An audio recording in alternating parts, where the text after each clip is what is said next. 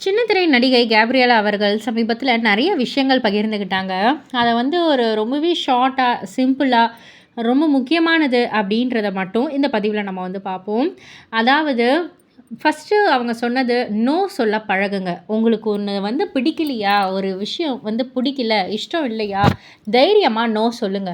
அந்த ஒரு நோ சொல்ல பழகிக்கிட்டாலே, நெறைய விஷயங்கள்ல நீங்க வெற்றி காணலாம்." அப்படின்ற மாரி வந்து சொல்லியிருந்தாங்க. அடுத்ததாக இப்போ நெறைய வந்து இப்போ மார்ஃபிங்கா இருக்கட்டும், ஏஐ மார்ஃபிங் அது இதுன்னு இப்போ நெறைய வந்துகிட்டு இருக்கு. அதேபோல கேப்ரியலாவுடைய புகைப்படம் வந்து அதாவது மூஞ்சி மட்டும் என்னோடது.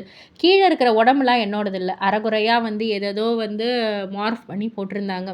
நான் அத பார்த்துட்டு அப்படியே சாதாரணமா கடந்துட்டு போயிட்டேன். நான் எதுவும் ரொம்பலாம் வந்து நான் ரியாக்ட் பண்ணல. ஏன்னா, எனக்கு தெரியும். அது என்னோட உடம்பு கிடையாதுன்னு எனக்கு தெரியும். என் முகத்த மட்டும் வச்சு நீ மத்த க கண்ட உடம்பெல்லாம் வச்சு நீ வந்து போட்டின்னா, நீ போட்டுட்டு போ. நீ செய்ற தப்புக்கு நீ அனுபவிச்சுட்டு போற. நான் வந்து எதுவும் ரியாக்ட் பண்ண மாட்டேன்.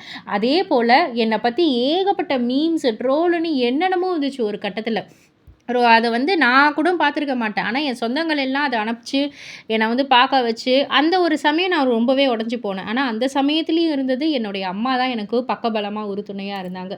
அதனால ஒண்ணே ஒண்ணு நல்லா தெரிஞ்சுக்கோங்க. நம்பள வந்து தப்பா காமிக்கணும், நம்ப வந்து பண்ணாத தப்ப ஒருத்தன் வந்து நம்பள வந்து தப்பா ப்ரொஜெக்ட் பண்ணி காமிக்கிறான் அப்டின்னா, அவன் அனுபவிச்சுட்டு போறான். அவன் சாவட்டும். அதுக்காக நம்ப வந்து ஐயய்யோ! நம்ப இப்டி பண்ணிட்டாங்களே, இப்டி போயிட்டாங்களே, நமக்கு அசிங்கமா இருக்குன்னு நீங்க நெனச்சு நீங்க செத்தீங்கன்னா, அத விட முட்டாள்தனம் வேற எதுவுமே கிடையாது. அப்டின்ற மாதிரியும் அவங்க ஒரு விஷயத்த பகிர்ந்துக்கிட்டாங்க. ஸோ இது போல பல நல்ல ஒரு மோட்டிவேஷனல் ஸ்பீச்சா வந்து சமீபத்தில வந்து அவங்க குடுத்திருந்தாங்க. இதெல்லாம் பத்தி நீங்க என்ன நினைக்கிறீங்க? உங்களுடைய கருத்து என்ன? அப்படின்றத கீழ உள்ள கமெண்ட் பாக்ஸ்ல குறிப்பிட்டு சொல்லுங்க. மறக்காம சேனல சப்ஸ்கிரைப் பண்ணி பக்கத்துல உள்ள பெல் ஐகான கிளிக் பண்ணிடுங்க.